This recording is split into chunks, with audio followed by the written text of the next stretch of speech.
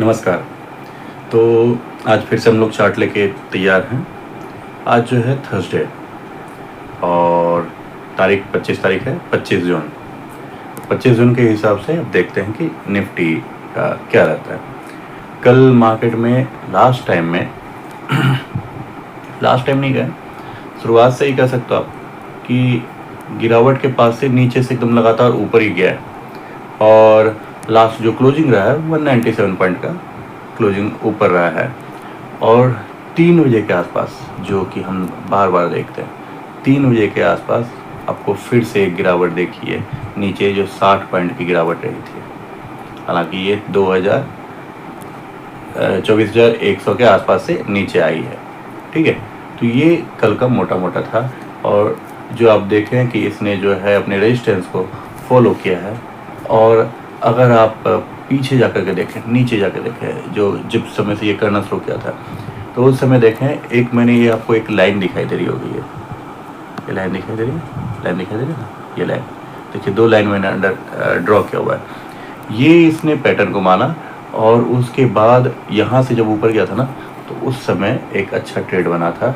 और क्योंकि वो EMA के भी ऊपर था, EMA को इसने क्रॉस किया था, 200 EMA को देखें, यहाँ पे 200 EMA को ये क्रॉस करता हुआ आपको यहाँ पे नज़र आ रहा है।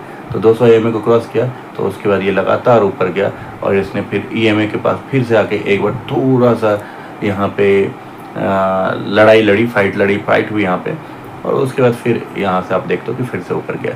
तो इस तरह से टोटल अगर आप देखोगे ना, तो 23,784 से लेकर के 24,100 के आसपास आया, यानी 23,800 से 24,100, यानी 300 पॉइंट का आप देखते हो कि सीधी एक इसमें आपको मतलब लगातार तेज़ी दिखी मार्केट में कल।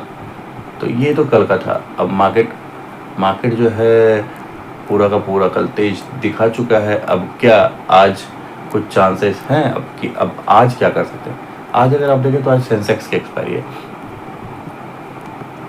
और सेंसेक्स की एक्सपायरी होने के बाद ये लास्ट के टाइम में थोड़ा सा गिरावट दिखाया है, यहाँ पे थोड़ा सा गिरावट दिखाया है।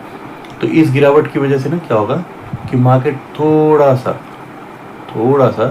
अगर ये यहीं पे ओपन होता है तो इसके चांसेस है, देखो पहले तो ये EMA के पास है, तो ये 200 EMA के पास से भी आकर के रिटर्न मार सकता है, या फिर ये यहीं से रिटर्न मारते हुए आगे निकल जाए, क्योंकि ये एक तेज गति दिखा चुका है, अपनी तेज़ी दिखा चुका है। और इसका जो फिर 24,160, 170, 180 वाला जो है यहाँ पर आपका बन जाएगा, एक रेजिस्टेंस पॉइंट बनेगा। तो वहाँ पे एक रुकावट फिर से, जैसे कि यहाँ पे आप देखो EMA के पास जैसे रुकावट हुई थी ना, वैसे ही एक रुकावट हो सकता है, या फिर इस जोन के बीच में घूमेगा आज के दिन। ठीक है, तो ये एक नया जोन बनाएगा। आप एक नया जोन आप देख सकते हो एक तरह से, कि अगर मैं लाइन को खींच दूँ तो अब ये जो आप कहोगे ना कि ये नीचे का जोन बनेगा, नहीं, नीचे का नहीं बनेगा वो। अब जब भी बनेगा ये 24,046 ही इसका बनेगा। तो ये एक बार क्रॉस कर जाने के बाद, जैसे ये क्रॉस करता है, और उसके बाद ये एक जोन बन जाएगा 24,046 से 24,170 और 180 के आसपास का एक जोन बनेगा, यानी कि आपको कि 100 पॉइंट। लेकिन कल 300 पॉइंट का मूव हो रखा है, तो क्या आज सिर्फ 100 पॉइंट में जाएगा? आज एक्सपायरी भी है, तो हो सकता है कि ऐसा हो सकता है कि इससे ज़्यादा मूव हो जाए। और ज़्यादा मूव होने पे, जो कि आप अगर पीछे के दिन से देखें तो इसने अभी ऊपर मार्केट को नहीं तोड़ा। और अगर आप एक छोटा सा पैटर्न बनाए ना, छोटा सा पैटर्न, तो ये हल्का सा डब्लू पैटर्न, यानी प्योर डब्लू पैटर्न नहीं बना रहा है, लेकिन हल्का सा डब्लू पैटर्न बना रहा है। और ये यहाँ पे आकर के यही जो मैंने आपको कहा 24,180, 90 के आसपास थोड़ा सा घूमता हुआ दिखे, और लास्ट टाइम में थोड़ा सा तोड़ता हुआ दिखे, जैसे कि अगले दिन फिर इसे तेज़ गति मिल जाए। क्योंकि कल फ्राइडे है, फ्राइडे को छुट्टी है और लगातार 3 दिन की छुट्टी है।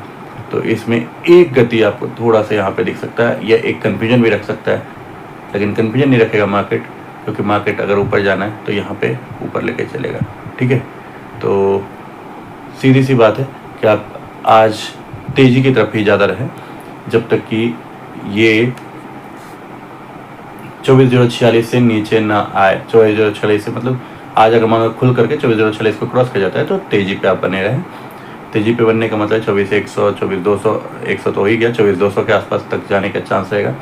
और अगर 24,046 से ये नीचे ही रहता है और 24,046 के पास से नीचे रिटर्न वापस हो जाता है, तो फिर आपका जो है ये 23,900, 23,800 जो है खुला है।